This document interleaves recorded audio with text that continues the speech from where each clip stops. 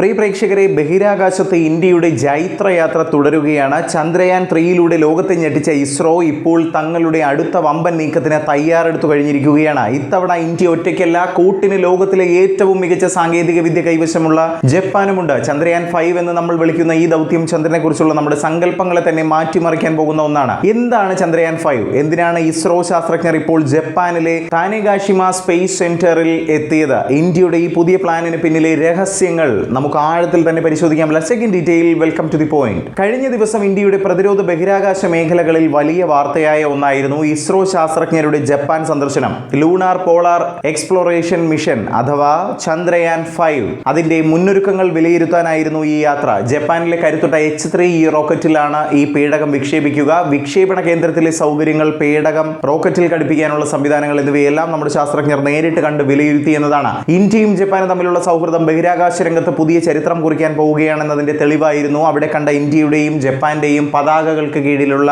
ആ ഒത്തുചേരൽ. ഈ ദൗത്യത്തിൽ ഉത്തരവാദിത്തങ്ങൾ കൃത്യമായി വിഭജിച്ചിട്ടുണ്ട്. ചന്ദ്രനിൽ സുരക്ഷിതമായി ഇറങ്ങാനുള്ള ലാൻഡർ നിർമ്മിക്കുന്നത് നമ്മുടെ ഇസ്രോയാണ്. ചന്ദ്രയാൻ 3യുടെ വിജയത്തിലൂടെ സോഫ്റ്റ് ലാൻഡിംഗിൽ ഇന്ത്യ കൈവരിച്ച വൈദഗ്ധ്യം ലോകം അംഗീകരിച്ചു എന്നതാണ് ഇതിൽ നിന്ന് മനസ്സിലാക്കേണ്ടത്. എന്നാൽ ചന്ദ്രനിലെ പര്യവേഷണത്തിനുള്ള അത്യാധുനിക റോവർ നിർമ്മിക്കുന്നത് ജപ്പാനിലെ ബഹിരാകാശ ഏജൻസിയായ ജാക്സയാണ്. ഏകദേശം 350 കിലോ ഭാരമുള്ള ഈ റോവർ ചന്ദ്രന്റെ ഉപരിതലത്തിൽ 5 അടി ആഴത്തിൽ വരെ തുരന്ന് പരിശോധന നടത്താൻ ശേഷിയുള്ളതാണ്. വെറുമൊരു റോവർ മാത്രമല്ല, നാസയുടെയും യൂറോപ്യൻ സ്പേസ് ഏജൻസിയുടെയും ഉപകരണങ്ങളും ഈ ദൗത്യത്തിന്റെ ഭാഗമാകുന്നുണ്ട്. ചുരുക്കത്തിൽ പറയുകയാണെങ്കിൽ ലോകരാജ്യങ്ങൾ ഇന്ത്യയുടെ നേതൃത്വത്തിൽ ഒന്നിക്കുകയാണ് എന്ന് നിസ്സംശയം പറയാൻ സാധിക്കും. എന്തിനാണ് നമ്മൾ വീണ്ടും ചന്ദ്രന്റെ തെക്കൻ ധ്രുവത്തിലേക്ക് പോകുന്നത്? സിമ്പിളായി പറഞ്ഞു തരാം. അവിടെയാണ് യഥാർത്ഥ സ്പേസ്. ചന്ദ്രന്റെ ഈ ഭാഗത്ത് സൂര്യപ്രകാശം ഏൽക്കാത്ത വലിയ ഗർത്തങ്ങളുണ്ട്. അവിടെ ടൺ കണക്കിന് ഐസ് രൂപത്തിലുള്ള വെള്ളമുണ്ടെന്ന് കരുതപ്പെടുന്നു. ഈ വെള്ളം കണ്ടെത്തുക എന്നതിലുപരി അത് കുടിക്കാനും ഓക്സിജൻ വേർതിരിക്കാനും അതിലുപരി റോക്കറ്റ് ഇന്ധനമായി മാറ്റാനും സാധിക്കുമോ എന്നാണ് നമ്മൾ നോക്കുന്നത്. ഇത് വിജയിച്ചാൽ ഭാവിയിൽ ചൊവ്വയിലേക്കും മറ്റുമുള്ള ദീർഘദൂര യാത്രകളിൽ ചന്ദ്രൻ ഒരു